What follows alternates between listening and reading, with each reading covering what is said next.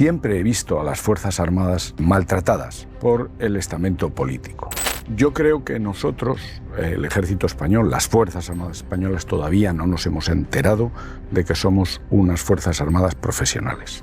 ¿Estamos defendiendo bien, tanto desde el punto de vista militar como político, a Ceuta y Melilla, mi general? Nuestra primera preocupación debería ser el sur. No me refiero solamente a Ceuta y Melilla, me refiero a Ceuta, Melilla y Canarias. A mí me parece muy importante. Creo que el problema de Ceuta, Melilla y de las Islas Canarias es un problema que trasciende la defensa. El acercamiento de los Estados Unidos hacia Marruecos nos pone en una situación comprometida. Hemos intentado varias veces tener un ejército europeo y hemos fallado siempre. Hemos fallado siempre porque hay intereses creados evidentes entre los dos grandes de Europa. Son Alemania y Francia. ¿Recomendaría a los jóvenes actuales ser militares, mi general?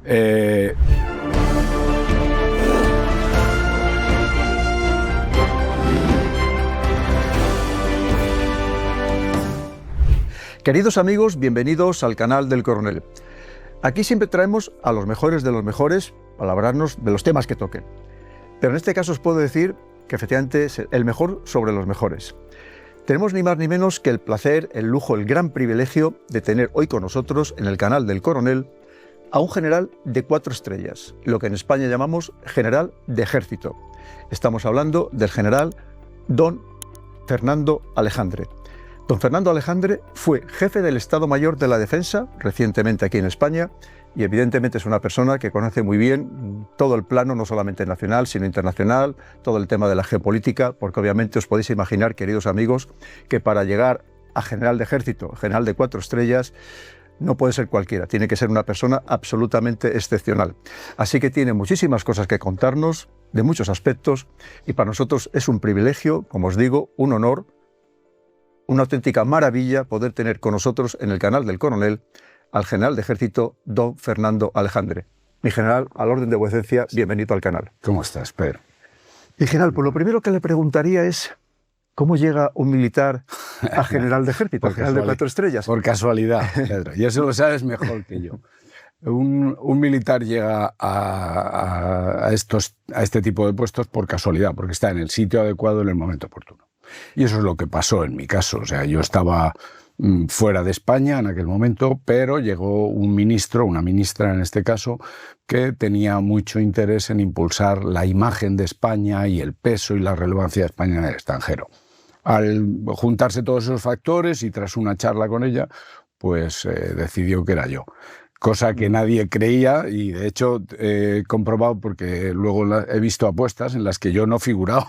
O sea, que tú sabes que todo eso tiene un casting, pero bueno... Evidentemente, mi general, usted ha tenido un recorrido más que brillante, ¿no? Ha estado en unidades operativas, ha estado en la brigada paracaidista. ¿Nos podría contar un poco cuál ha sido esa trayectoria, por favor? Pues muy fácil, Pedro.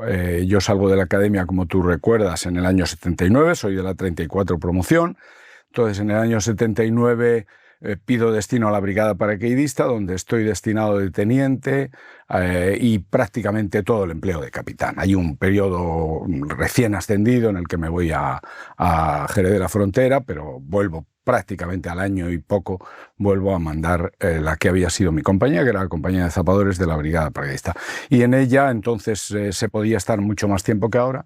En ella estuve pues prácticamente 6 años mandándola. De ahí salto al curso de Estado Mayor, que era lo lógico, parecía lo lógico en aquel momento, y nos diplomamos de Estado Mayor. Diplomado de Estado Mayor me volví a la brigada paracaidista porque era cuando empezábamos a salir de operaciones y concretamente desplegué con ella en Bosnia. Y a continuación, ya había desplegado una vez anterior en Irak, siendo capitán en la brigada paracaidista. A continuación me destinan a la Escuela de Estado Mayor, donde estoy de profesor de táctica, y me dicen que ha salido una vacante en Washington, que pido. Yo hablaba inglés de tiempo anterior y bueno, pues me voy a Washington, estoy allí, vuelvo, jefe de Estado Mayor del Mando de Ingenieros en Salamanca. De allí salto de nuevo al Estado Mayor del Ejército de Tierra y me vengo a lo que entonces era el Centro de Operaciones Terrestres, ahora actualmente es Centro de Seguimiento del Ejército de Tierra. Y bueno, pues he tenido mucha suerte porque de ahí salto a la sección de operaciones de la Fuerza de Acción Rápida, hago varios cursos, vuelvo a desplegar en Kosovo voy a mandar un regimiento y del regimiento salto lo que para mí fue del regimiento y de un destino intermedio en el Ministerio de Asuntos Exteriores, paso a mandar la División de Operaciones del Ejército de Tierra, que para mí fue un verdadero lujo, y me mandan al extranjero. Y estoy en el extranjero primero 3 años en Mons, en el cuartel general del actual comandante, actual y de entonces, comandante de las Fuerzas Aliadas en Europa, y de ahí a Brunssum, que es de donde se dirigen precisamente las operaciones que empezaban, o los planes de operaciones que empezaban a llevarse entonces a cabo relacionados con la primera invasión de Ucrania. Que la primera invasión de Ucrania, como tú bien recuerdas a menudo en tu canal, no tiene lugar en 2022 sino en 2014. Entonces en 2014, en el 15, yo paso a Brunssum y ahí estoy cuando se producen estas conversaciones, estos casting y estos intentos de que España figure en la OTAN con un peso relevante, acorde a su peso específico, acorde a las Fuerzas Armadas Españolas, y es por lo que me eligen como jefe de Estado Mayor de la Defensa. Entiendo, porque no estuve en la gestión, solo estuve en el resultado. Usted habla mucho de la suerte, mi general. Evidentemente la suerte es importante, pero hay que tener valía para que acompañe esa suerte o que la suerte acompañe a la valía. ¿Usted había pensado, cuando era niño, primero ser militar y luego llegar a donde ha llegado? ¿O tenía antecedentes familiares? Ser militar siempre. Primero por eso, por una especie de prurito familiar. O sea, mi padre era militar, mi abuelo era militar, mi tío era militar, todo el mundo era militar en la familia. Entonces, yo nunca me planteé otra cosa. Yo creo que nunca he querido ser otra cosa que militar. Lo que evidentemente nadie pensaba cuando ingresé en la Academia General Militar en el año 1975, que hace 50 años del asunto. Cuando ingresé en la academia nadie sabía a dónde íbamos a llegar. Paracaidista lo fui por casualidad, por un amigo de mi padre, y de ahí pues un poco todo. Una cosa lleva a la otra, Pedro, como bien sabes. ¿Recomendaría a los jóvenes actuales ser militares, en general? Si quieren disfrutar de una vida plena, sí. Sí, yo creo que la vida militar es una vida impagable. No es una vida, es una vocación. No es una profesión, es una vocación. Y a mí, yo la recomiendo de todas. De hecho, pues como bien sabes, tengo 2 hijos comandantes de infantería, otro intentando serlo, mis sobrinos, mis hermanos, todo el mundo ha pasado por la Academia General Militar y alguno de ellos sigue en activo. O sea, que yo sí lo recomiendo. Lo que no sé muy bien es si es recomendable para todo el mundo, porque hay que ser muy disciplinado y hay que tener las ideas muy claras de lo que uno quiere ser en la vida. Claro. Fíjese, ahora tiene hijos de infantería, usted es de ingenieros, ¿verdad? Sí, señor. Sí, señor. Bueno, esas cosas, eso mi madre nunca me lo perdonó, pero es totalmente cierto. Yo soy de ingenieros porque mi abuelo era de ingenieros, mi padre y mi tío eran de ingenieros, y yo ingresé en el Arma de Ingenieros como mis hermanos. Somos 4 hermanos, los 4 militares y los 4 procedentes del Arma de Ingenieros. Estamos en el Arma de Ingenieros. Y de repente, con la generación siguiente, uno de mis sobrinos, el hijo de mi hermano Javier, es de infantería, y mis 2 hijos son comandantes de infantería, como te digo. Tengo una sobrina que es oficial de ingenieros también. Muy bien, es la que sigue un poco esa tradición. Es la que sigue la tradición. Efectivamente.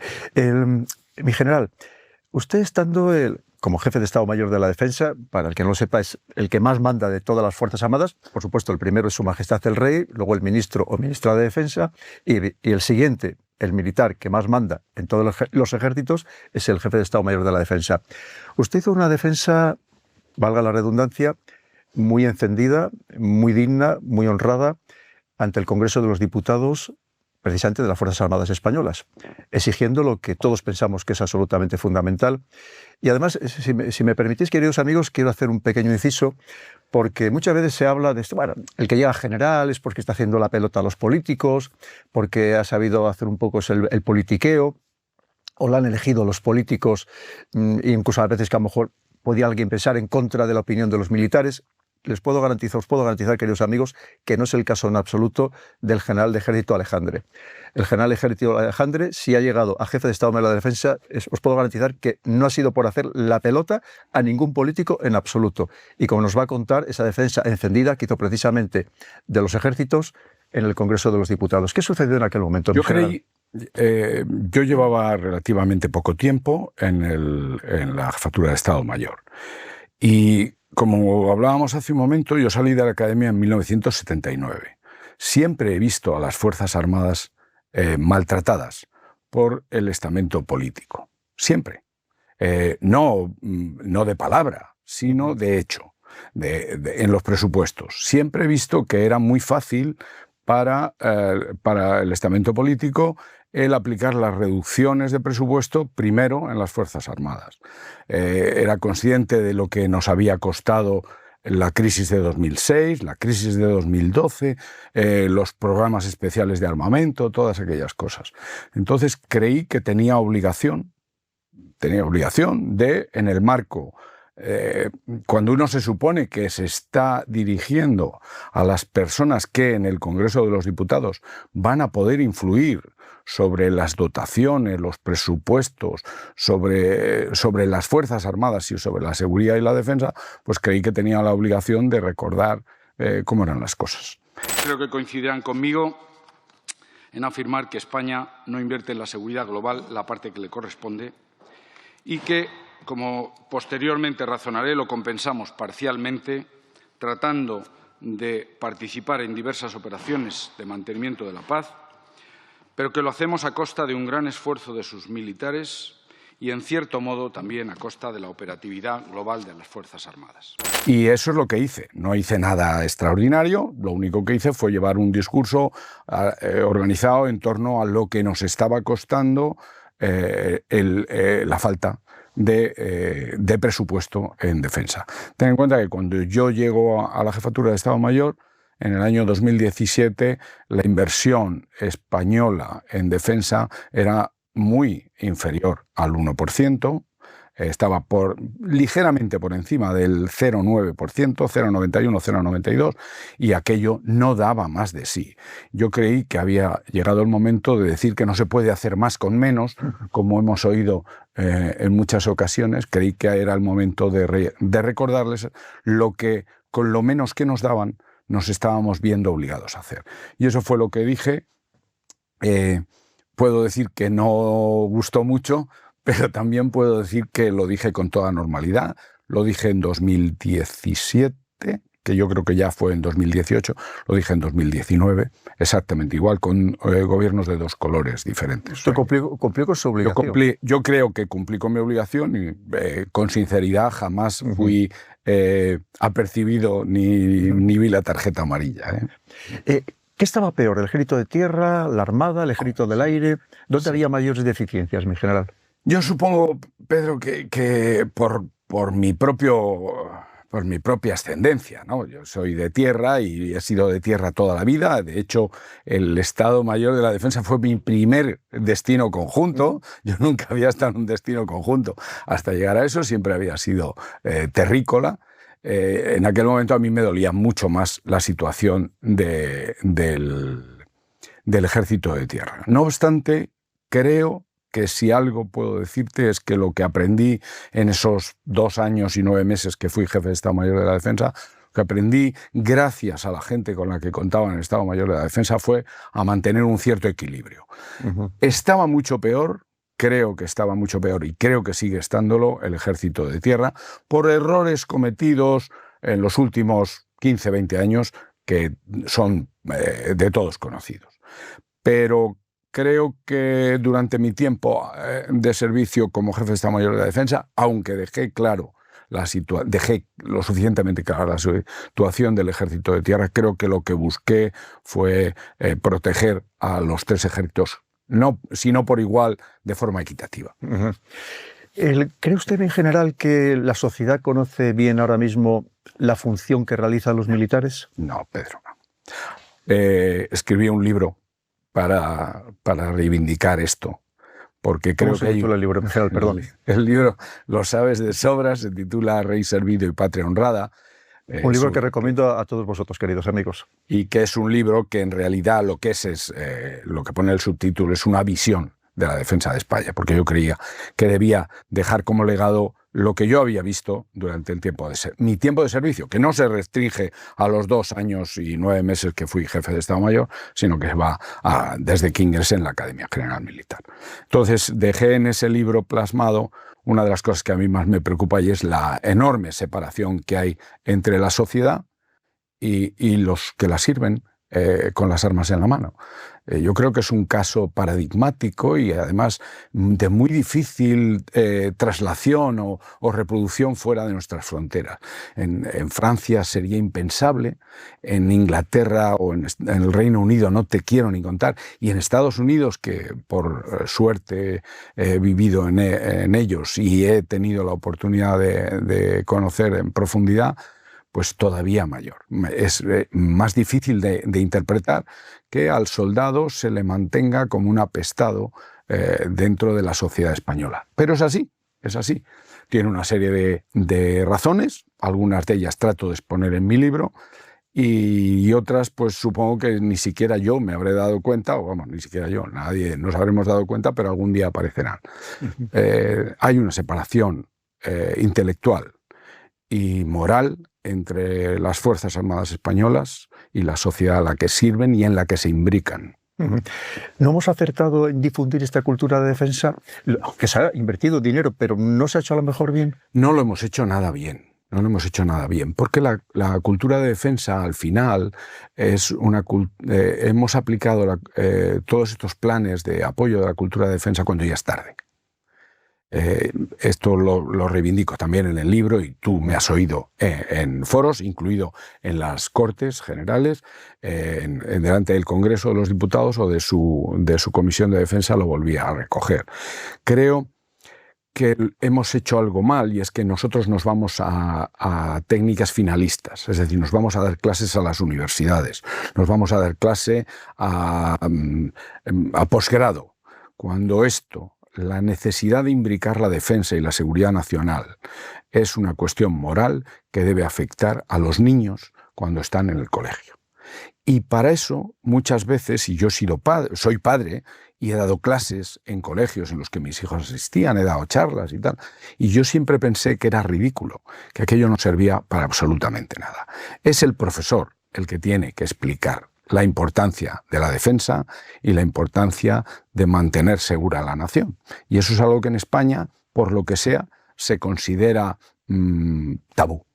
Y nadie lo hace. Y por mucho que ha habido planes que han intentado reverdecer aquello, al final lo que acabamos es haciendo desfiles, jornadas de puertas abiertas en las bases, que son jornadas que yo llamaba, en inglés hay un dicho que es la piruleta de autochupado, que es cuando vamos a convencer a los ya convencidos. Porque a las jornadas de puertas abiertas no va la gente que no conoce la defensa, van los que conocen la defensa y por eso van a las jornadas de puertas abiertas. Todo eso es ridículo y yo creo que no.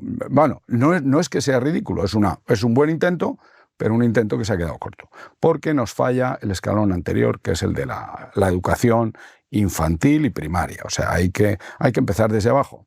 Y la educación infantil y primaria no la puede dar una persona vestida de uniforme, que parece un reclamo publicitario.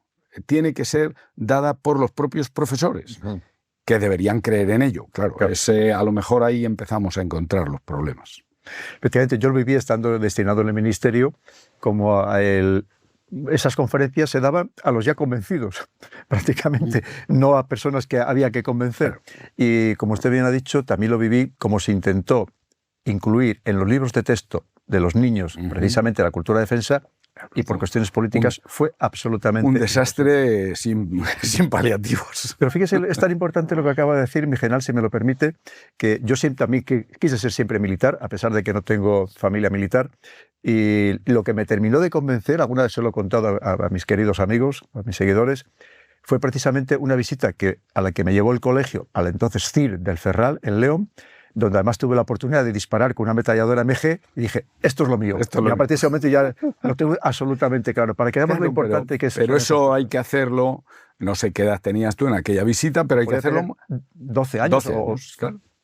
Lo que no se puede es hacer a los 20 con graduados o con licenciados en Derecho, porque ellos ya tienen su idea clara y no creo que sirva para. También es muy importante, hay un desconocimiento de la auténtica formación y además servicio a la democracia que hacen los militares. Y además yo siempre rompo una lanza por los suboficiales. Por lo menos yo tuve la suerte siempre de tener unos suboficiales magníficos. No se valora suficientemente la formación de los oficiales, los suboficiales, incluso de la clase de tropa, mi general. Yo creo que nosotros, el ejército español, las Fuerzas Armadas españolas, todavía no nos hemos enterado de que somos unas Fuerzas Armadas profesionales. Y de hecho, no tratamos a nuestros soldados como si fueran profesionales. En cualquier... el que uno sea profesional no quiere decir que tenga un contrato de por vida. Quiere decir que es respetado, remunerado y reconocido como militar profesional, como una profesión. Y nosotros seguimos pensando que esto es la mili. Seguimos pensando que los soldados que se alistan a las Fuerzas Armadas en la actualidad lo hacen porque no tienen otra cosa que hacer, porque no han encontrado trabajo. No, hombre, no. Estos chavales, los que van ahora mismo, están ingresando en las Fuerzas Armadas, lo hacen porque tienen vocación militar. Y no lo respetamos. Y nosotros nunca hemos dado ese salto. Como tú bien sabes, a lo largo de la historia, probablemente España haya sido puntera a la hora de tener oficiales profesionales, suboficiales bastante profesionales, y la tropa siempre nos faltó. Siempre fue de recluta obligatoria. Desde hace ya 25 años, que la cosa no es peccata minuta, nosotros tenemos soldados profesionales a los que no tratamos bien, a los que no hemos dado ese estatus de profesionalidad que debíamos haber dado. Y de eso hablo también en el libro. Creo que es un grave error que hemos cometido. ¿Están bien pagados la tropa, mi general? En absoluto, en absoluto. Vamos a ver, si en la España actual, probablemente con una paguita de desempleo y 2 chapuzas que haga al mes, ya gano más que un soldado profesional que se está jugando la vida por mí. Es que es sorprendente. Y es sorprendente que la gente entienda que basta con pagar mal al soldado, porque luego, como le podemos desplegar a una zona de operaciones en la que se le paga un pequeño complemento que en absoluto compensa el esfuerzo que está haciendo. Está mal pagada la tropa, están mal pagados, muy mal pagados los suboficiales, y están terriblemente mal pagados los oficiales. Yo, siendo teniente general en Brunssum, cuando hablábamos hace un momento, el jefe de mi gabinete era un coronel de la Fuerza Aérea Británica, y no se creía lo que yo cobraba. Cuando yo le expliqué cuál era el procedimiento y cuánto cobraba yo en España, no allí en Brunssum, donde tenía unos complementos que más o menos equilibraban la cuestión, no se lo creía, porque ellos tienen una remuneración muchísimo más grande que la nuestra. Entre otras cosas porque ellos tratan de recompensar el esfuerzo, el sacrificio, la voluntariedad, la disponibilidad, todas esas cosas que en el ejército español se dan por garantizadas. A mí hay algo que siempre me ha preocupado mucho, mi general, porque además, como estuve también de profesor unos cuantos años en el Estado Mayor, que es la enseñanza. Cuando llega Ronald Reagan a la presidencia de Estados Unidos, se encuentra un ejército absolutamente desmoralizado, y lo primero que insiste es en la enseñanza, en llevar a los mejores a ser profesores, a dar clase, y además sabiendo que allí tenía que, entre otras cosas, infundirles moral a los cadetes que luego iban a ser los mandos del ejército. Los cadetes o suboficiales que iban a ser los mandos del ejército. ¿Aquí hemos hecho bien la tarea con la enseñanza últimamente, mi general? Lo hemos intentado varias veces, pero yo creo que seguimos fallando.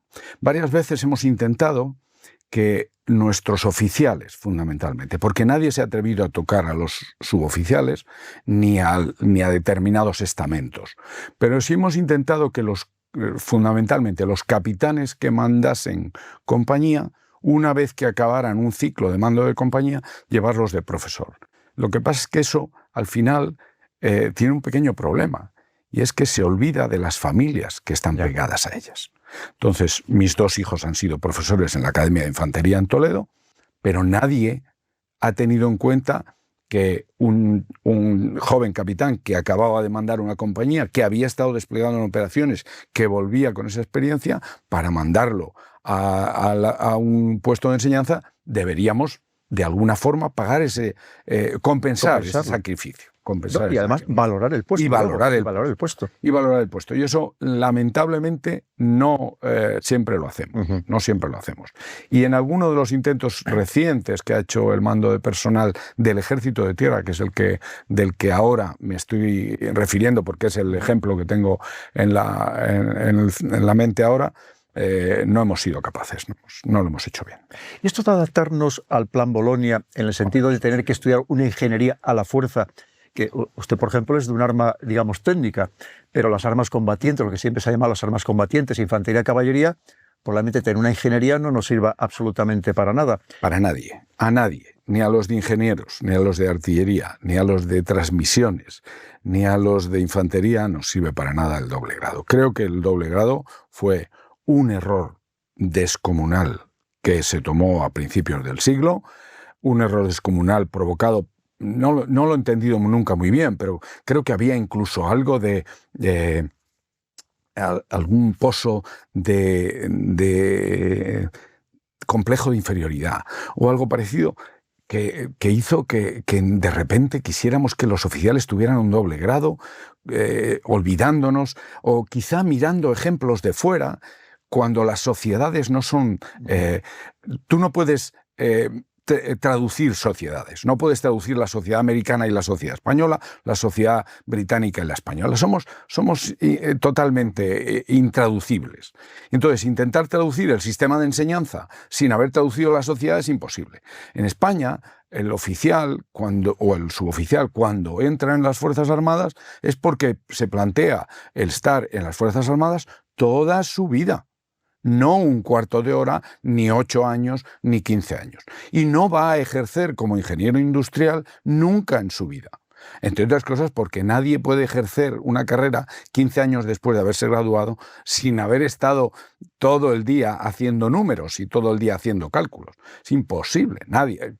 Entonces alguien creyó que por haber colgado un título en la pared que ponía que eras ingeniero de organización industrial, luego ibas a encontrar trabajo en la calle cuando te retiraras. Eso es ridículo, lo siento, no funciona, y es mucho más fácil encontrar trabajo siendo capitán de infantería o comandante de infantería que siendo ingeniero de organización industrial. Aquel error ahora se está saliendo de él, hemos tardado casi 15 años, yo creo que fue 2006, 2024 aproximadamente. En 2024 entró un nuevo grado dentro de la Academia General Militar que más o menos se asemeja a una solución aceptable. Eso es. Pero es una solución aceptable. Yo no he conocido nunca un médico que tenga que hacer un doble grado en ingeniería cuántica o en mecánica de las estrellas, no lo sé. Se había dejado de estudiar hasta historia militar. Historia militar. Era una cosa demencial completamente. Bueno, tampoco éramos muy buenos antes estudiando historia militar, ahora que no nos oye nadie. Y usted sabe que ha vivido en Estados Unidos, que allí le dan una importancia capital a la historia militar. Sé más historia de la Guerra Civil Norteamericana a raíz de un curso que hice en 1987. Sé más historia de la Guerra Civil Norteamericana que probablemente de la mía, lo cual es sorprendente. En nuestra época, mi general, teníamos esos campamentos selectivos muy duros en los que había que mostrar esa vocación militar. ¿Es adecuado ingresar en la Academia General Militar solo por nota? Creo que eso es otro error y la demostración es evidente. Bueno, yo de hecho tengo una demostración particular en casa, en mi propia familia. Hemos convertido la Academia General Militar sobre todo la Academia General Militar, pero también la Guardia Civil, también la Escuela Naval Militar y la Academia General del Aire, los hemos convertido en un coto de personas con unas notas estupendas en el bachillerato y en la prueba de evaluación. No, si me permite, mi general, el año pasado la mejor nota de esta prueba de EBAU, como se llama ahora, de toda España, ingresó en la Guardia Civil. Sí, señor. ¿Es eso lo que nos hace falta? Pues probablemente no. Probablemente lo que nos hace falta es esa persona o esas personas muy bien formadas científicamente, pero que demuestren otro tipo de virtudes morales y físicas incluso, que a lo mejor ella no tiene o esa persona no tiene. Yo creo que el sistema en el que nosotros dos ingresamos en la Academia General fue el mejor que ha habido en la vida. Creo que era muy bueno que hubiera un grupo amplio de personas que pasaban un test o unas pruebas de conocimientos, tenían una nota determinada, iban a unos campamentos donde demostraban quién era el que más ganas tenía de ser lo que quería ser.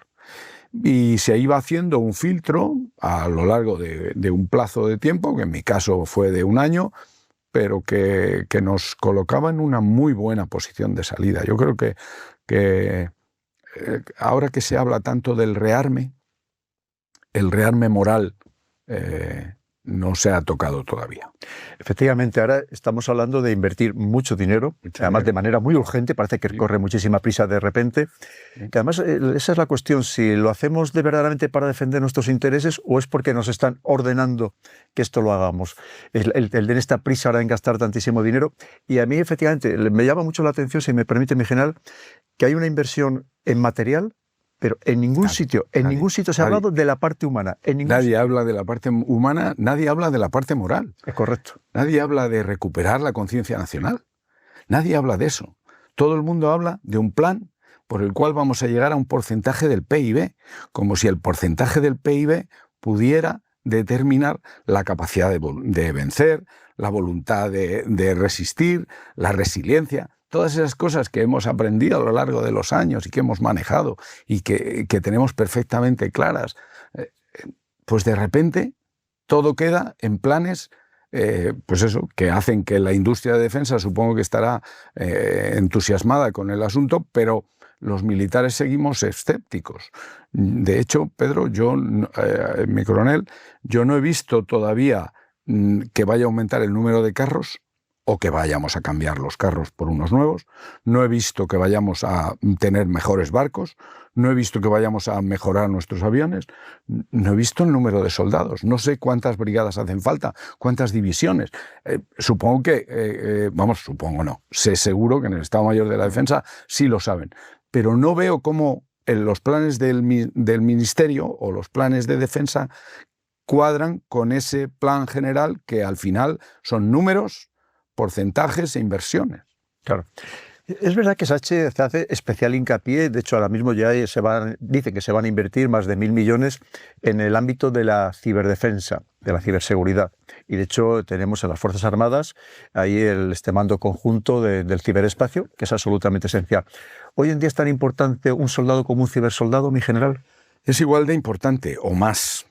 El problema que hay es que todas estas ideas que hemos tenido a lo largo de años nunca se han dotado. Como tú muy bien decías, hemos hablado mucho de materiales, pero nadie ha hablado de la gente que iba detrás. Nadie ha hablado del personal. Es decir, conseguimos cambiar nuestra orgánica y crear un mando de ciberdefensa, y no solo un mando de ciberdefensa, un mando de operaciones, un centro de inteligencia. Conseguimos crear una serie de órganos conjuntos sin haber tocado el personal, cosa que a mí me pareció siempre curiosa, y siempre haciéndolo por el procedimiento de establecer una cuota de personal que pasaba a los órganos conjuntos. Cuota que tenían que proporcionar o proveer los ejércitos, que se negaban en redondo a ello, claro, que tenían sus propias necesidades sin cubrir. Y entonces, pues eso, hemos llegado a tener un mando de ciberdefensa, cuando yo estaba se llamaba mando de ciberdefensa, ahora mando de ciberespacio. Hemos llegado a tener un mando de ciberespacio que tenía poco más de 200 personas en ella. Que además incluso los ejércitos eran bastante renuentes al personal. Como sabes muy bien. Y que comparabas con el británico y decías, Dios mío, ¿qué ha pasado aquí? ¿Dónde me he equivocado? Entonces intentabas contar esto y todo el mundo te daba buenas palabras y buenas intenciones, pero nadie proporcionaba, los oficiales, los suboficiales y la tropa, especialistas en ciberguerra, ciber lo que sea. Claro. Aquí hay un problema que además acuden a mí con mucha frecuencia. Tuve la suerte de poderles defender precisamente en la Comisión de Defensa del Congreso hace ya un tiempo, que son los soldados que tienen que dejar las Fuerzas Armadas con 45 años. En algunos casos, mi general, se ha hecho una gran labor, y quiero decirlo aquí una vez más. El coronel que ahora ha pasado a la reserva, que estaba en la Delegación de Defensa de Zaragoza, Conrado Cebollero, hizo una labor fantástica ayudando a estos soldados a incorporarse a la vida civil. Hizo unos planes magníficos, contrataba con las empresas, ya sabía lo que necesitaban las empresas, les preparaba tiempo antes para que luego tuvieran un puesto digno cuando dejaran las Fuerzas Armadas. ¿Qué hacemos con estos soldados? ¿Qué solución se puede encontrar, mi general? Darles, aplicar la regla de las 3 R's que he dicho antes: remuneración, reconocimiento y respeto. No lo hemos hecho bien. Y todo acaba al final, pues eso, en Conrado, que es un oficial fuera de lo común, que, entre otras cosas, consiguió colocar a mi antigua conductora de regimiento en uno de esos puestos, en Zaragoza, y que es un fenómeno. Pero ha tenido que acabar todo en iniciativas particulares, cuando esto debería ser una cuestión de Estado. Y no lo es. No lo es porque nunca hemos sido capaces más que de hacerlo de forma interna. Es decir, hemos conseguido dar salida a la tropa dentro de la Guardia Civil, con lo cual las Fuerzas Armadas Españolas se han convertido en una oficina de reclutamiento de la Guardia Civil, que no está mal, pero no es su misión. No es su misión. Pero no hemos conseguido que los puestos de bedel en una universidad, en la Universidad de Zaragoza o en la de Burgos, sean dedicados o tengan que alguien que ha dado su vida por España o ha ofrecido su esfuerzo y su sacrificio por España durante un cierto periodo de tiempo, no hemos conseguido que eso tuviera luego reflejo a la hora de poner un baremo sobre un puesto de trabajo, ni siquiera en la administración civil. Ni siquiera en la administración civil. Por supuesto, ya las autonómicas o las locales ya no quiero ni pensarlo. Pero ni siquiera en la Administración General del Estado hemos sido capaces de conseguir, con algunas pequeñas excursiones que hemos conseguido con algún éxito parcial, muy parcial, no hemos conseguido eso. ¿Cuál es la solución? Pues la solución es, primero, estudiar cuáles de los puestos no se pueden cubrir con 45 años, que no es una norma general. O sea, nosotros nos hemos convencido a nosotros mismos. Primero nos convencimos que con 35 años ya no se podía ser soldado. Yo he estado en la OTAN mucho tiempo y he visto soldados de 53 con toda tranquilidad. Entonces, ese es el primer problema que tenemos, el haber fijado un plazo que nos hemos autoimpuesto y que al final nos va llevando del ronzal a donde no queríamos ir.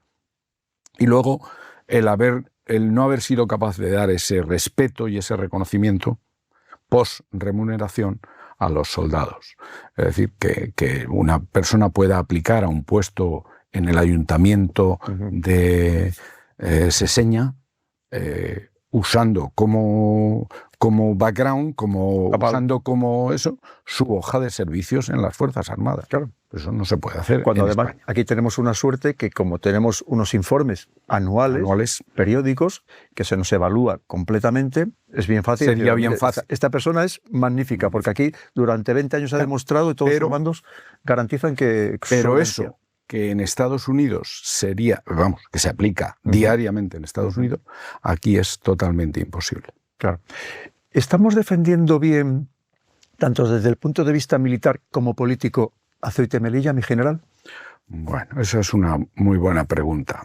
En el libro, como tú bien sabes y como alguna vez hemos hablado, en el libro yo digo que nuestra primera preocupación debería ser el sur. Cuando digo el sur, no me refiero solamente a Ceuta y Melilla, me refiero a Ceuta, Melilla y Canarias. partimos de una posición ventajosa con respecto al resto del mundo, y es que uno de los Global Commons, uno de esos lugares que en toda la estrategia mundial se estudian, porque es punto de paso obligado, el Estrecho de Gibraltar está en nuestro territorio.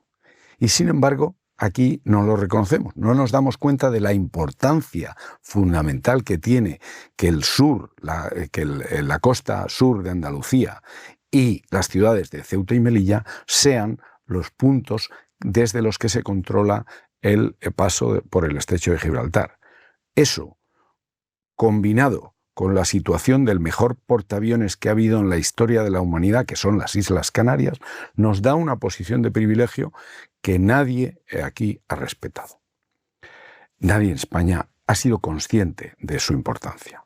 Y a mí me parece muy importante, muy importante.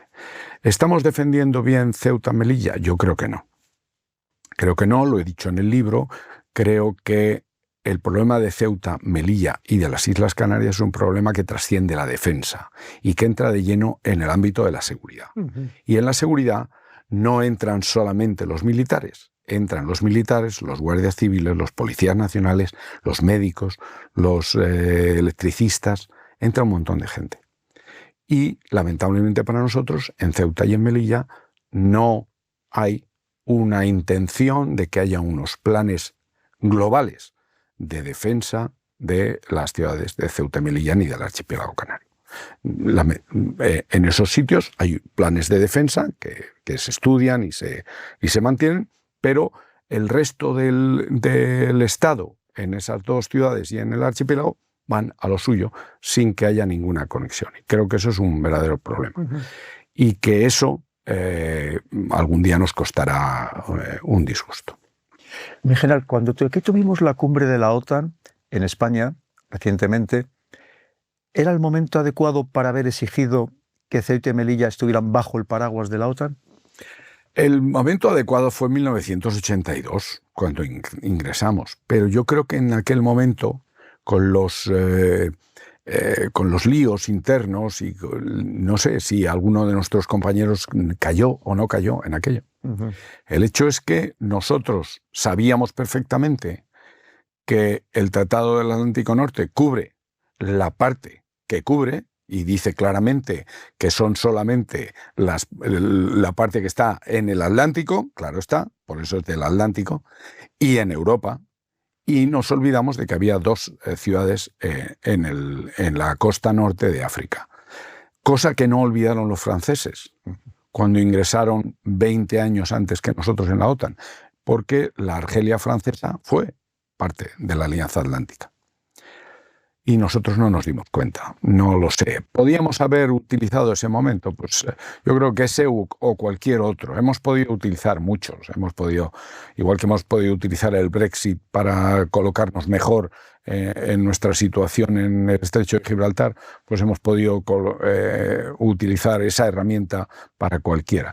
Pero lamentablemente no lo hemos hecho, no hemos sabido utilizar nuestra fuerza, sobre todo cuando teníamos una relevancia internacional o exterior. Y no hemos sabido en ningún momento colocar Ceuta y Melilla dentro del paraguas de la Alianza. Ceuta, Melilla y las Islas y Peñones que tenemos. Islas ahí, y Peñones, sí, efectivamente. Sí. ¿Podemos confiar en algún teórico aliado si un día tenemos un problema importante con Ceuta, Melilla, las Islas y Peñones y las Islas Canarias?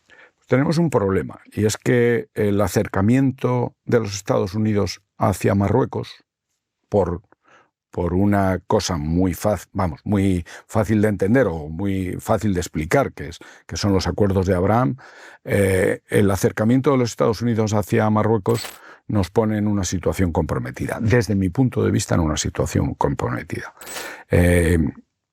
No será fácil contar con los Estados Unidos para cualquier tipo de acción que surja en ese ámbito. Y no tengo muy claro que ningún otro de los aliados fuera a romper una lanza por nosotros en ese momento. Sabes que además no hay automatismo de defensa, luego tiene que ser a voluntad. No lo sé. si estuviera de jefe de Estado Mayor de la Defensa, cosa que no estoy, sería una de mis preocupaciones, como lo fue. Usted ha dicho, Miguel, hace un momento que hace tiempo España tenía influencia, tenía peso, que podíamos haber hecho cosas. ¿Hoy hemos perdido esa influencia, hemos perdido ese peso internacional? Sí, lamentablemente sí. Hemos perdido influencia porque, bueno, pues porque por distintos motivos cambiamos nuestras posiciones, dejamos entrever nuestras debilidades y eso no ayuda en absoluto. Nuestra posición, nosotros somos actualmente... Si hacemos un pequeño ranking de los países de la OTAN, nosotros podríamos estar perfectamente en el 6º país. Podríamos ser el 6º, tal vez el 7º país por importancia de la Alianza Atlántica. Si nos vamos a la Unión Europea, somos el 4º. Somos el 4º, ha desaparecido el Reino Unido, somos el 4º. Un país que es el 6º, 7º y 4º no tiene ninguna relevancia hacia afuera porque hemos cometido error tras error con todo conocimiento.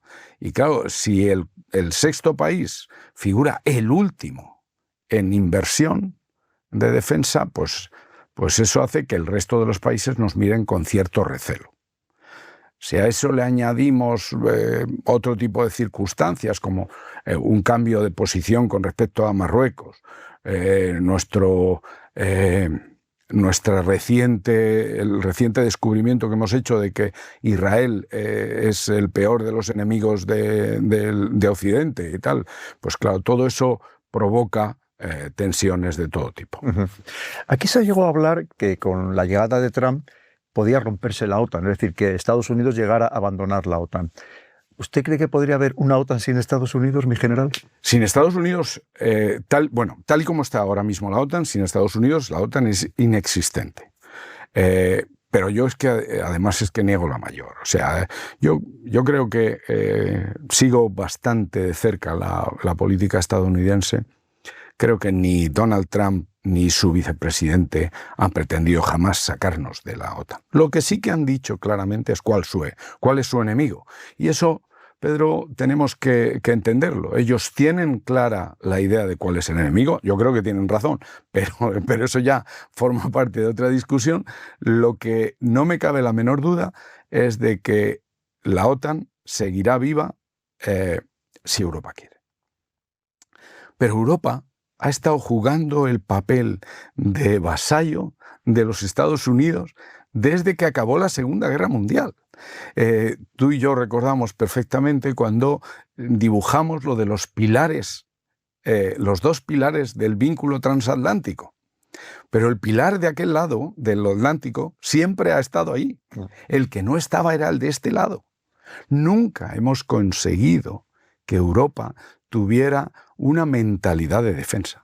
Ni lo conseguimos cuando éramos 16 en la OTAN, ni lo conseguimos ahora que somos 32. Ahora quizás sea más complicado. Nunca hemos conseguido establecer o levantar ese pilar europeo del vínculo transatlántico. Jamás. Y entonces, pues claro, ahora nos vemos que estamos entregados a los Estados Unidos. Y entonces, pues como decías antes, Estados Unidos impone o marca o dice: ¿os acordáis de lo que decidisteis en 2014? Pues lo vais a aplicar. Y de repente todo el mundo se asusta. Pero es así, es que esto lo decidimos ya en 2014. Era presidente Obama, por cierto. En Cardiff, cuando se aplica el 2%, cuando se decide que se va a alcanzar el 2% del PIB, era presidente Obama y era presidente Mariano Rajoy. Y ellos dos firman ese acuerdo, pero uno de los dos pretendía no cumplirlo. Que es cuando yo llego a defensa y vuelvo a decir eso, hay que llegar al 2% en 2024. Es que en 2024 debíamos haber llegado al 2% y estamos en el 1,32. Entonces, todo eso va en contra de nuestra relevancia o va a favor de nuestra irrelevancia, y todo eso hace que los Estados Unidos sigan siendo la pieza clave de la OTAN. Cuando yo llegué en 2012 a la Alianza Atlántica, el 78% del presupuesto de la Alianza venía de los Estados Unidos. 78%. Entonces, entre todos los demás países no hacíamos nada. estábamos mirando. Claro, eso es difícil de sostener. Mi general, ahora se habla mucho de crear un ejército europeo, de tener un ejército europeo, pero ¿es posible tenerlo antes de constituir una Europa que sea un supraestado? Porque los ejércitos sirven a estados. Primero habría que crear el estado para luego tener el ejército, ¿no? Ese tren yo creo que ya pasó. O sea, la Unión Europea trató de establecer una constitución y falló estrepitosamente, falló. Y ahora vamos a crear un supraestado. Nosotros los países europeos han perdido soberanía a lo largo de los últimos 30, o en nuestro caso 20 y tantos años, han perdido soberanía cediéndola hacia arriba, hacia la Unión Europea. Pero eso no ha convertido a Europa en una supranación ni en una unión federal de estados. Eso no ha ocurrido. Es más, hemos intentado varias veces tener un ejército europeo y hemos fallado siempre. Hemos fallado siempre porque hay intereses creados evidentes entre los dos grandes de Europa, que no son ni España ni Italia ni el Reino Unido, son Alemania y Francia. Los intereses contrapuestos entre Francia y Alemania evitan que pueda haber un acuerdo en ese sentido. Pero es más, es que la Unión Europea, ya no estoy hablando de Europa como concepto ni nada, sino la Unión Europea como órgano burocrático, siempre ha tratado de huir de la defensa.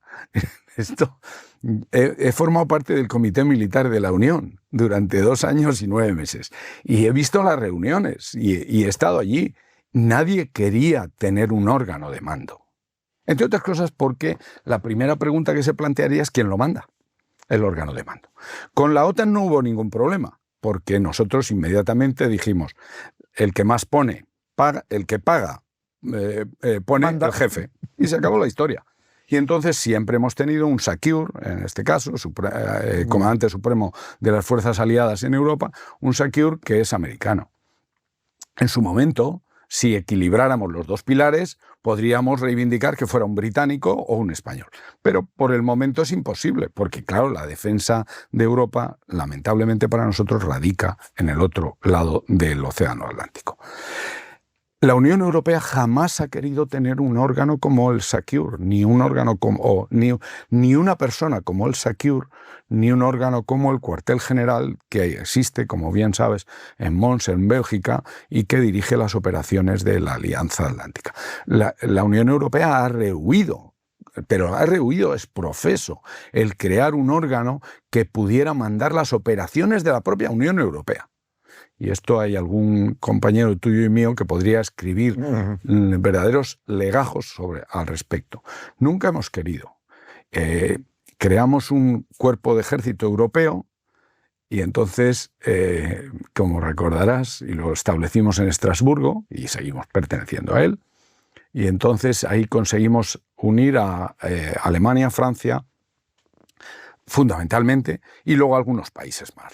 Estaban los belgas, estábamos nosotros, intentamos, y al final se consiguió a duras penas llevar a los polacos. ¿Y cuál era el problema del empleo del Cuerpo de Ejército Europeo? Que mientras el Cuerpo de Ejército español en Bétera, ubicado en Bétera, si hay una necesidad, se emplea y se acabó, el Cuerpo de Ejército europeo solo se podía emplear si el que lo mandaba en ese momento era de la nación que quería emplearse. Con lo cual era un verdadero contradios, es un verdadero contradios. Y de hecho tuvimos otro similar en Florencia, que desapareció. Tremendo. Nunca ha habido un intento serio por parte de Europa ni de aceptar, bueno, yo creo, primero porque no creo en ningún modo que en la actualidad, y estando la situación como está en Europa, no veo en absoluto el supraestado, ni muchísimo menos. Creo que es más, convendría que la espuma de los europeístas se rebajara un poquito y volviéramos a la conciencia nacional. O a la soberanía nacional de los diferentes estados. En el fondo, Pedro, la Unión Europea no deja de ser el mercado común europeo, versión 2.0. Eso es. Un mercado no da lugar ni a una ni a una seria acción exterior, ni a una seria defensa, ni a nada por el estilo. Es un mercado. El euro es un invento estupendo, las fronteras y Schengen iban muy bien, todo eso iba bien, pero ya el siguiente paso es mucho más complicado. Desde mi punto de vista, que soy, como tú bien sabes, euroescéptico. Mi general, uno de los argumentos ahora para invertir más en defensa, para comprar armamento, básicamente, es que Rusia en cualquier momento puede atacar toda Europa, nos puede matar a todos, nos puede lanzar misiles nucleares. ¿Rusia primero tendría la voluntad y luego tiene la capacidad para hacerlo? Bueno, ahí hemos estado.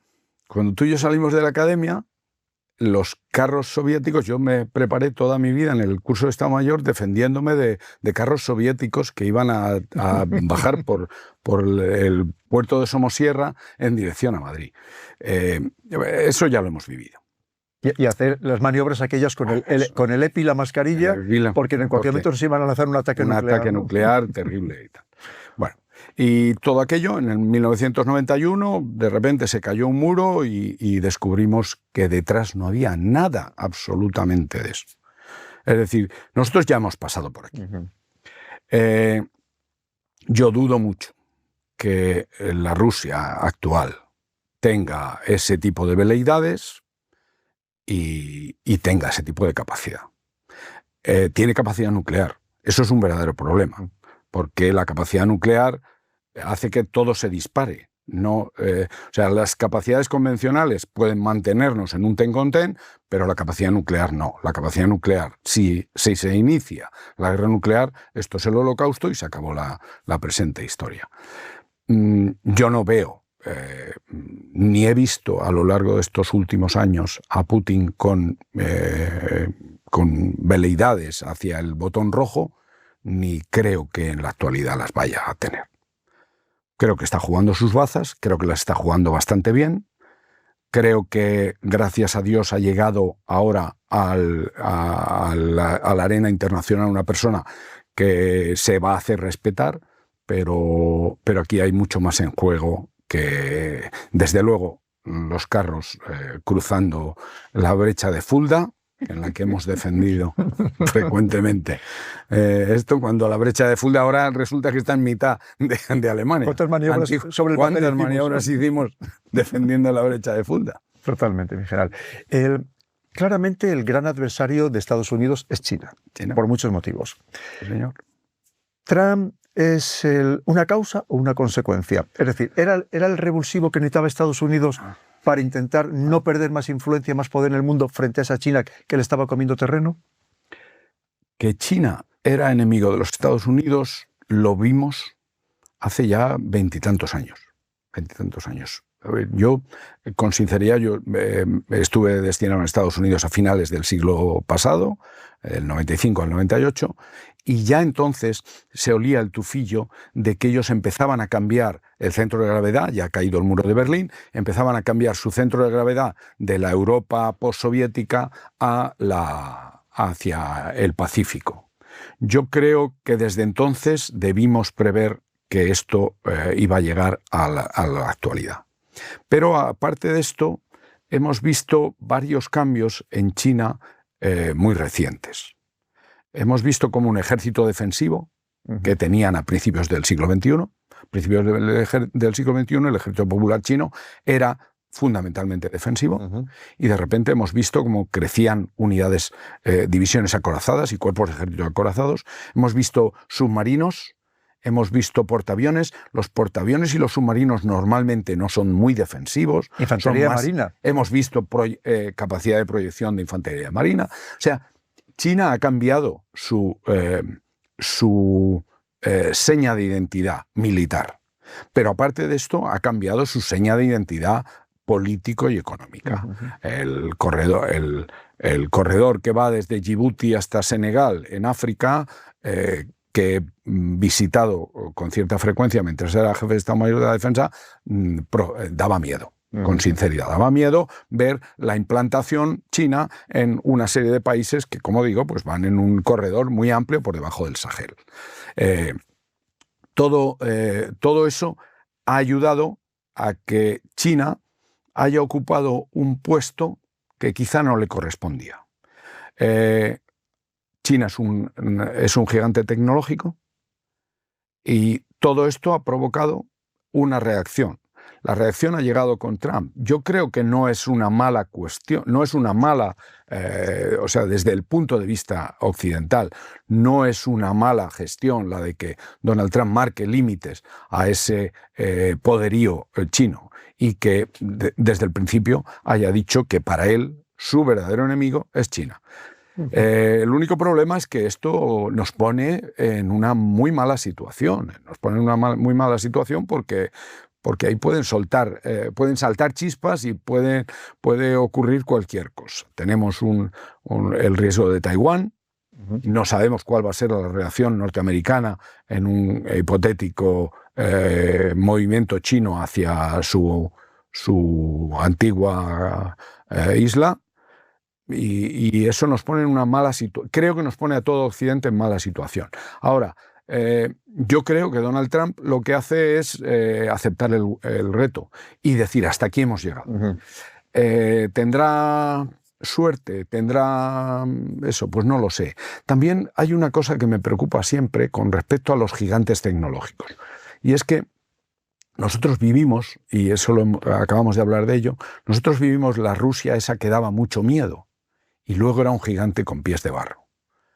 Yo no sé muy bien si China es otro gigante con pies de barro. Eso a lo mejor en la guerra comercial que ha establecido el presidente Trump con China se puede dilucidar. No lo sé.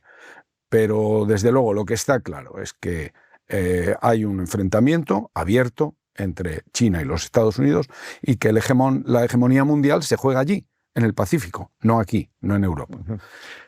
Quizá eso nos lleva todavía a alejarnos más de ese peligro ruso de los carros. Los que están corriendo más tecnológicamente son China y Estados Unidos.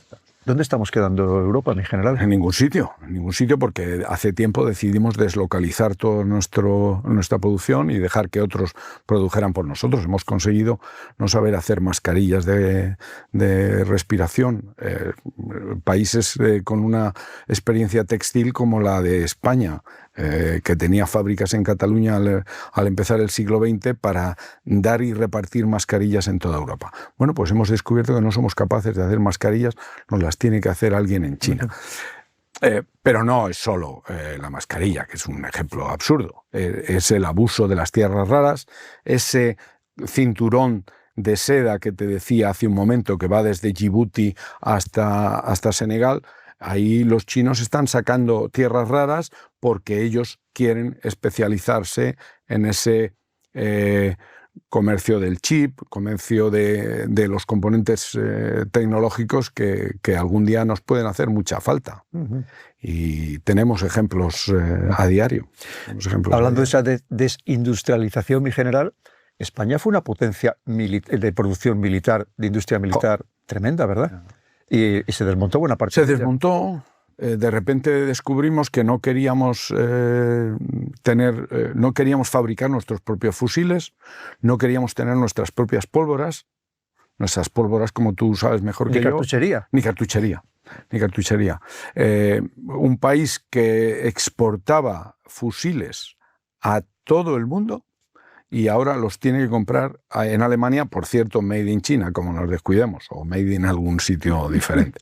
O sea que sí, efectivamente no hemos sido muy buenos, pero no solo España. Yo creo que toda Europa ha hecho un esfuerzo por alejarse de la industria de defensa, que ahora vamos a tener que reconstruir. O sea que aquí tú y yo hemos conocido SPAL, Instalaza, Santa Bárbara, Casa. Casa era una empresa aeronáutica que hacía aviones desde la cola hasta el motor. Hacía el avión entero y era una empresa española. Y de repente nos hemos quedado con que hacemos partes de lo que construye Airbus en Burdeos, si no me equivoco. Tenemos una política exterior demasiado errática en España y tenemos el caso ahora mismo con los cartuchos precisamente que se habían comprado Israel, que no los vamos a tener y encima vamos a tener que pagar. No es un tema en el que yo me encuentre especialmente a gusto, pero sí creo que te lo decía antes, creo que hemos dado algún mandazo reciente que ayuda poco en nuestra imbricación en la alianza. No en la alianza, sino en nuestra imbricación europea y por europea en la alianza. Creo que nos hemos alejado demasiado de nuestros tradicionales amigos y nos hemos quedado en una especie de tierra de nadie. Si uno quiere comer salmón, no se enfrenta con los noruegos. Los noruegos tienen el mejor salmón de Europa, sin lugar a dudas. Bueno, pues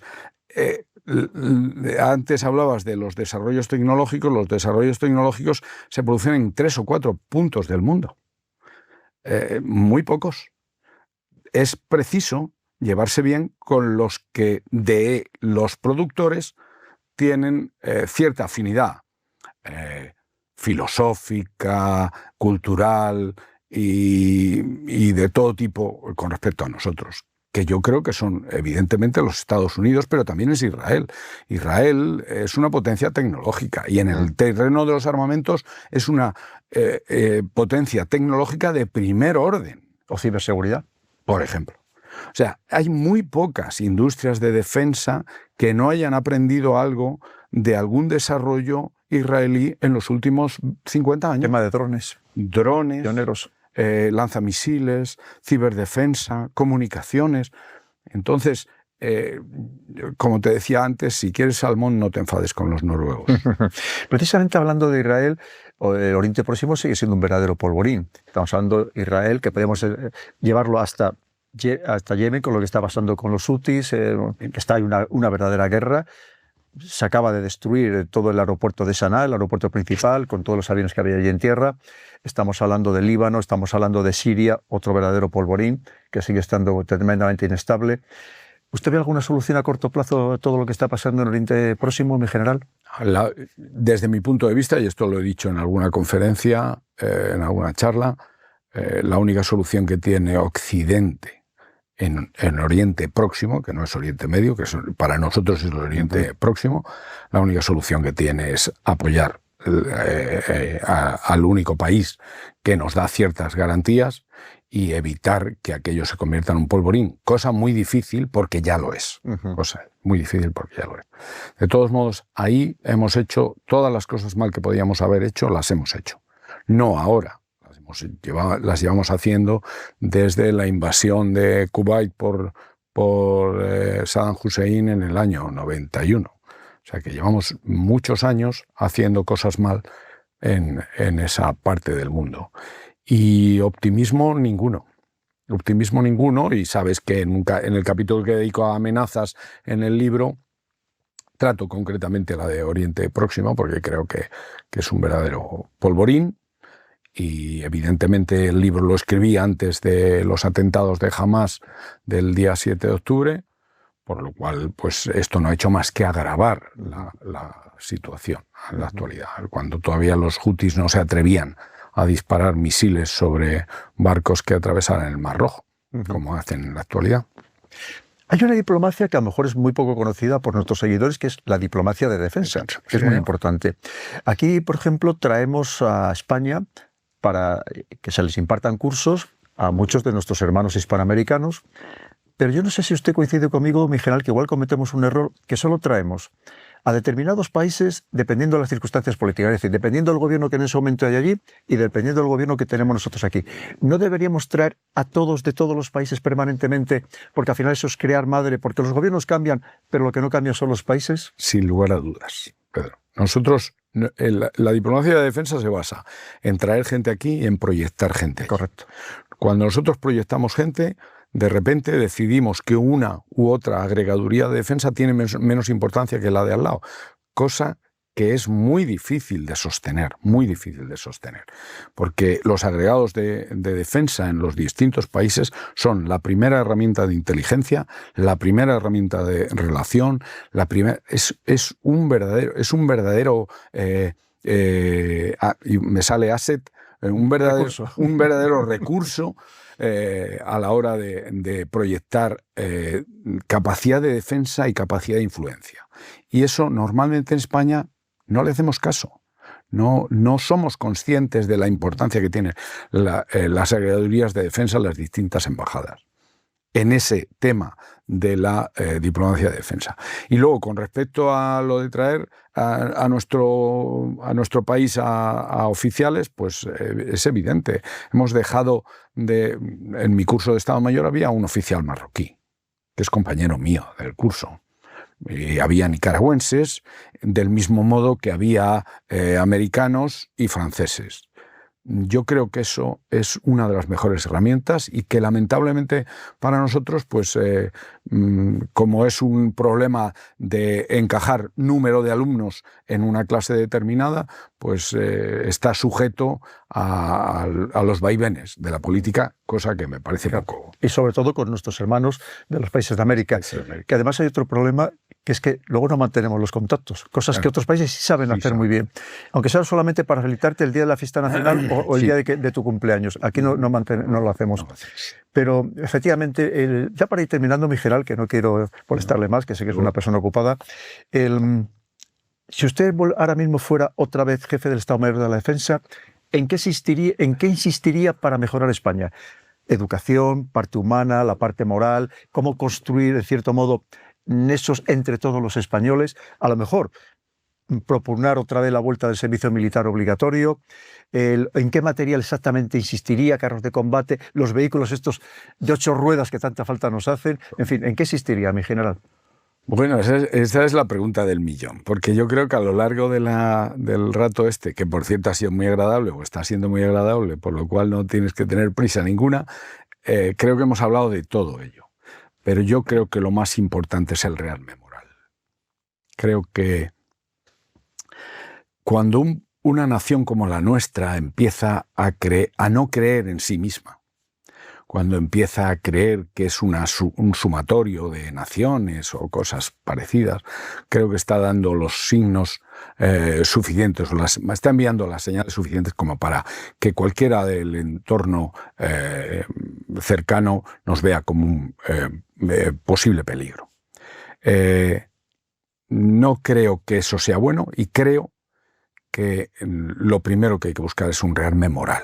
Es decir, que hay que buscar esa educación desde abajo, que escriba 4 o 5 líneas, que no es más que 4 o 5 líneas hablando de respeto, de reconocimiento, de remuneración, como decía, de nuestros compañeros. Creo que hay que encajar los planes de rearme en unos planes de utilización, de empleo de los materiales.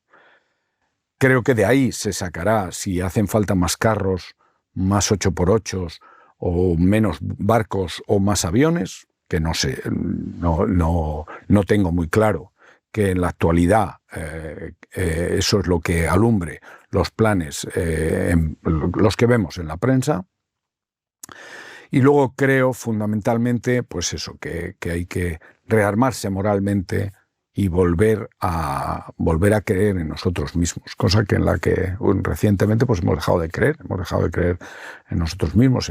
La nación más antigua de Europa ya ha dejado de creer en sí misma, Pedro, eso es sorprendente. ¿Deberíamos empezar por formar a los políticos? Eso lo reclamé toda la vida y sabes que de hecho alguno de mis antecesores lo había hecho muy bien y había establecido unos cursos de defensa nacional, de los que seguro has tomado parte en algún momento, cursos de defensa nacional, porque descubrió, no fui yo, fue alguno de mis antecesores, no recuerdo exactamente quién, pero el caso es que descubrió que cuando uno de nuestros políticos llegaba al Congreso de los Diputados, sobre todo si era joven y no había hecho el servicio militar obligatorio de antiguamente, pues tenía un total desconocimiento de las Fuerzas Armadas y de su papel. Entonces, pues llegaba a decir, como dijo algún ministro con asombro, y encima hablan inglés, son muy buenos y encima hablan inglés. Eso es terrible, o sea, eso demuestra un desconocimiento de las Fuerzas Armadas de tu país fuera de lo normal, es proverbial, es increíble. Bueno, pues en esos cursos de defensa nacional se procuraba dar un baño a los políticos, pero efectivamente creo que el problema es que uno pueda llegar a ser diputado y a estar en la Comisión de Defensa del Congreso sin haber tenido una enseñanza en las etapas primarias o infantiles en las que se le haya explicado la bondad de las Fuerzas Armadas, la importancia de la seguridad, la importancia de la defensa, la importancia de la historia militar. Somos el país más antiguo de Europa. Un país, claro, en Burkina Faso, la historia, pues supongo que se contará muy rápido. Pero en España no, en España llevamos muchos años de historia y somos un país que ha sido imperio, por lo cual nuestra historia nacional y nuestra historia militar son prácticamente, se solapan. Y lamentablemente, pues yo soy padre igual que tú y he tenido hijos y a mis hijos no les han explicado lo que significaba los tercios de España avanzando por las colinas las colinas, por los canales de Breda y de Holanda en aquel momento y tal. No se nos ha explicado, no se les ha explicado. Y si uno no cree en esas cosas, pues es muy difícil que si no tiene héroes crea en la moral, crea en la importancia de la nación, en la importancia de la nación y su continuación histórica. Y eso, pues evidentemente nos va a complicar la vida, o nos está complicando la vida. Servicio militar obligatorio, mi general, más allá de instruir a un joven en la parte militar, saber empuñar un fusil, en fin, lo que significa pasar unas maniobras, pasar penurias, pasar incluso necesidades para luego valorar incluso el que tener una ducha caliente o dormir en una cama. Eso nos sirve también para conformar. Estamos hablando de un servicio militar de 4 o 5 meses, no tampoco de interrumpir la vida a nadie. ¿No serviría también para crear ese cuerpo nacional, para formar patria? Eso hacía. Pedro, tú y yo yo estuve casi 10 años de mi vida ya en activo como teniente capitán con soldados que venían de reemplazo a las unidades, muy poquitos porque eran unidades de voluntarios, pero había soldados de reemplazo y eso es lo que hacía. Era un nexo de unión. Además, creaba vínculos entre la propia tropa. Cuando se volvían uno a Santander y uno a Barcelona, se creaban unos vínculos que mantenían y que todavía están vivos en mucha gente que ahora me encuentro y que me cuenta que él también hizo el servicio militar en tal o en cual unidad. O sea que evidentemente eso servía para eso.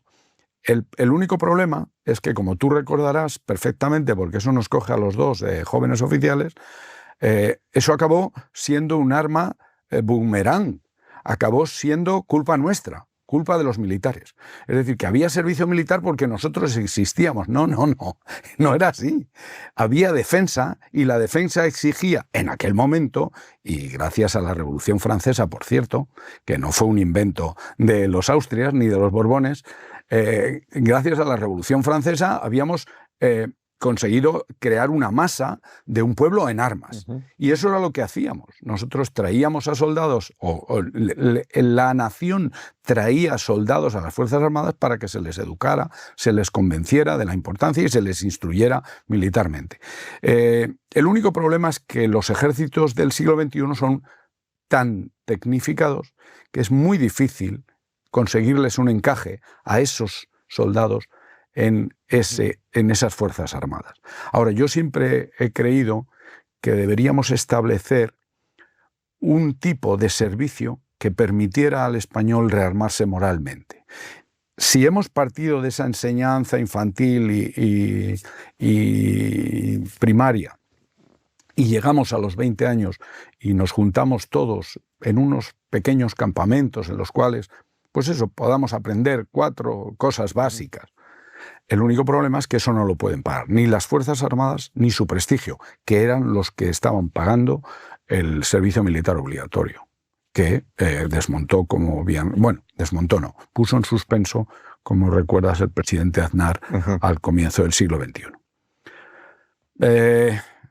La Constitución, de la que hablamos con mucha ligereza, dice que todo español tiene obligación y deber de defender a España. Y eso no se explica en la actualidad. Es curioso porque hay otros deberes y otras obligaciones y otros derechos que se manejan con mucha facilidad. Y sin embargo este no. Este es uno que normalmente pasa de soslayo. Pero hay muchos países, y estoy recordando ahora al jefe, mi homólogo marroquí decía que él iba a reintroducir el servicio militar en Marruecos. Y me dijo, pero no es para tener más ejército, general, es simplemente para que todo el mundo aprenda la importancia de seguir a nuestro rey, de la importancia del Gran Marruecos, la importancia de la defensa de nuestro país. Hacer patria y la moral. Volvemos siempre a los mismos sitios, a los mismos lugares. Claro. Y sobre todo en un país como España, que con las autonomías significa que muchos jóvenes solo estudian la historia y la geografía de su comunidad de su autonomía. Y no conocen el conjunto de España en muchísimos casos. Hay veces que ni siquiera han salido de esa comunidad. Precisamente ese servicio militar permitiría un conocimiento muchísimo mayor. Antes hablábamos de la pérdida de soberanía hacia arriba, esa es la otra pérdida de soberanía, hacia abajo, hacia las comunidades autónomas. Yo he tenido un crío, el pequeño de mis hijos, estudiando en Madrid y me preguntaba los afluentes del Lozoya por la derecha. Por supuesto, dudo mucho que sepa dónde está el Guadiana, pero se sabía los afluentes del Lozoya por la derecha, que a mí con sinceridad sería incapaz de repetir ahora. Claro, es que estamos hablando de muchos temas que son absolutamente trascendentales, de políticos que ignoran, algunos de ellos, la historia verdaderamente de España, e incluso se permiten hasta criticarla en general, porque curiosamente los que ahora mucho están hablando de este rearme, pero resulta que cuando se quiere celebrar ciertos desfiles militares se oponen a ello. Efectivamente se olvidan de esa parte tan importante que al final es la esencia de todo, que es la moral, que es la parte humana en general. El rearme moral del que hemos hablado un par de veces. Así es. Pues, queridos amigos, podríamos estar hablando durante muchísimas horas, como habéis visto, como os había prometido, con una persona absolutamente formada, seria, cabal, competente, que ha tenido suerte en la vida para llegar a general de ejército, de general de 4 estrellas, pero como veis, la suerte simplemente ha sido el acompañamiento necesario para una formación, una persona absolutamente extraordinaria. Así que nos vamos a despedir ya del general Alejandre, dándole las gracias más efusivas, porque ha sido un placer para todos nosotros, estoy convencido que para vosotros también, y ojalá podamos tenerle más adelante de nuevo en el canal del Coronel. Mi general, estaré encantado de volver cuando quieras. Siempre a las órdenes de vuecencia, mi general. A las tuyas, Pedro. Muchas gracias. Muchas gracias por tu apoyo al canal. Puedes suscribirte, pulsar la campana de notificaciones para estar al corriente de los próximos vídeos y de momento aquí te dejo un par de ellos que espero que te gusten y que sean de tu interés.